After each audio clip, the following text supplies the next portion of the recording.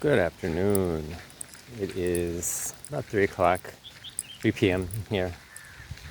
We just had a late lunch. And I got on to make a video about some encouragement that I received from someone I don't know. I still don't know who they are, but they're someone who's followed my YouTube channel for quite some time. That's what they said since the first video. So they had a they really enjoy my content and they feel like I know some things. So they don't like that I title all of my videos rambling on ... whatever I'm rambling about. Because I actually know something and I should embrace that I have that knowledge and teach it as guidance for people. And they said quite a few different things. The point of that isn't to elucidate the stuff I've been told. It's to acknowledge, is the right word, that they had a point. I always feel like I'm safe if I say I'm rambling about something, because then I don't have to claim that I know anything, you know? And when you claim that you know something, then you have to step up into your power. And that's not something I'm always ready to do.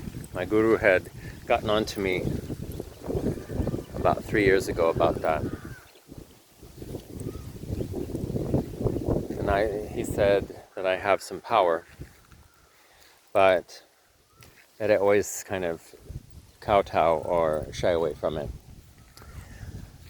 And I said, well, I've always been the one in control in my life, and I'm living here at your place, and I don't feel like it's my duty to step up and be the one in power. And he said, I'm not teaching you so that you'll be less than me. He said, I'm teaching you so that you'll be more powerful than I ever could be.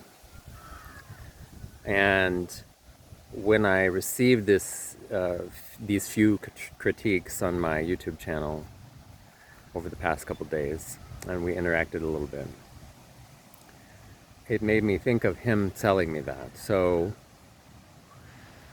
that means maybe it's finally time to start growing up.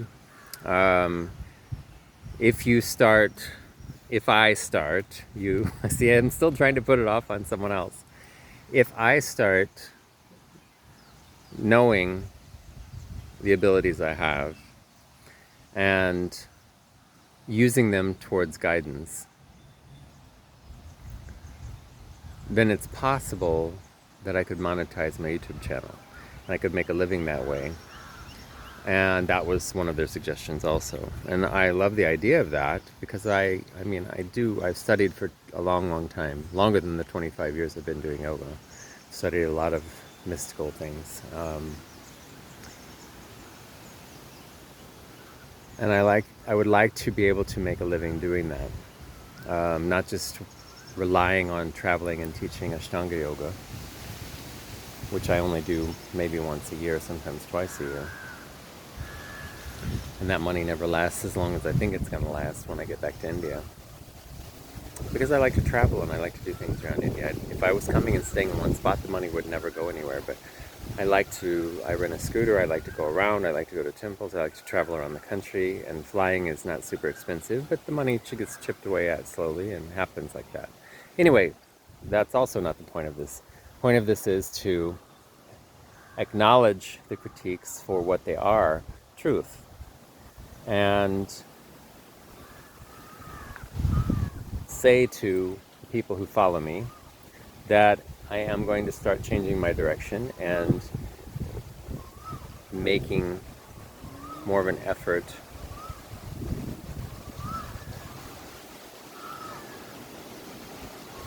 toward this goal, I guess is the right way to say it. See, this is why I always call it rambling, because I really am rambling. I don't have a plan. I have a general oversight of what I I'm thinking to say. I don't actually have the words planned out, and that's fine. I don't really want to. But if I want to start making a living for myself and taking care of myself and living a life with a little bit more financial freedom, I need to start stepping up to the plate, um, acknowledging the knowledge that I have, the power that I have, and using it to help people and using it for guidance for others. I already do. I don't do very many right now, but I do private sessions where we'll talk for 45 minutes to an hour for $50. And at at several different times in my life, I've had 3 or 4 of those a week. Recently, I've had one every couple weeks, so that income's not that much there either. But that's another way I enjoy. I enjoy getting to know people, figuring out what my instincts tell me to help them with, whether it be a mantra or whether it be teaching them yoga or whether it be just giving some advice or guidance around certain subjects that they have questions about.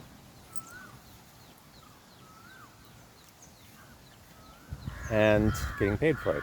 And there's nothing wrong with that. So in the world, a lot of people think, oh, yoga should be free and it has to be cheap and blah, blah, blah. But I've spent a lot of money over the years traveling to India, traveling to different teachers in different places in Hawaii and Colorado, and studying with Batavi Joyce and studying with Shrat Joyce and learning from Nancy Gilgoff, doing different workshops here and there with Kino, with different people. But even before that, I've been reading and studying so many different paths for so long, and a lot of it lines up to say the same thing about getting us in touch with our inner being, and that's where the healing begins. And that's really what I want to do, is make a living doing what I love, helping people figure out their shit. And I'm still figuring out my shit, but a lot of times I have certain things figured out. And I don't need to dive in and dig in as much as I used to. It takes so much time to organize my thoughts. I have that stuff. The base is laid.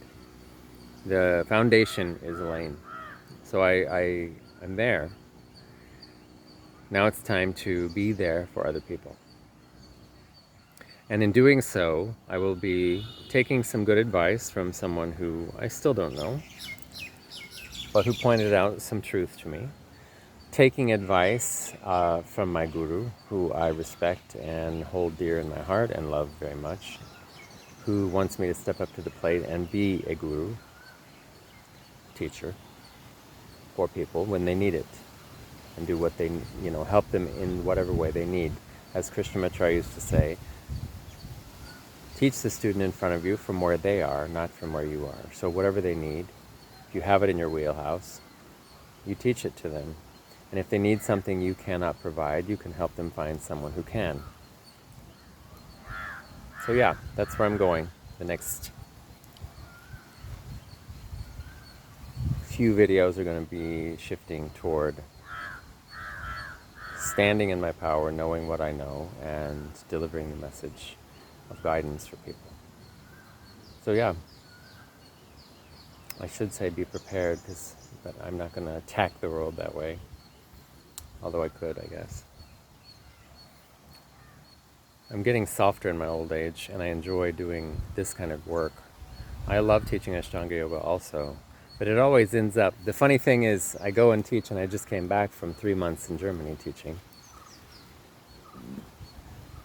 It always ends up me teaching them asanas, and the people who've been doing it so long, it's not about the asanas for them anymore, it's about something more, and it always ends up heading that direction into this stuff that I'm talking about, the deeper knowledge that comes from such a long-standing yoga practice, that comes from such a long-standing study of Kabbalah. I studied for 15 years. I studied Sanskrit, I studied Hebrew. I've studied Tantra now for 9 years. I Ashtanga yoga for 25 years. Kundalini yoga for 20 years. You know, there's a lot in there, and if you need me, hit me up and let's see if I can help you. All right? I will talk to you soon, and look at the name of the video. I haven't decided what I'm going to call it yet, but it won't be calling me rambling on anything anymore. Okay? Ciao. Have a great day.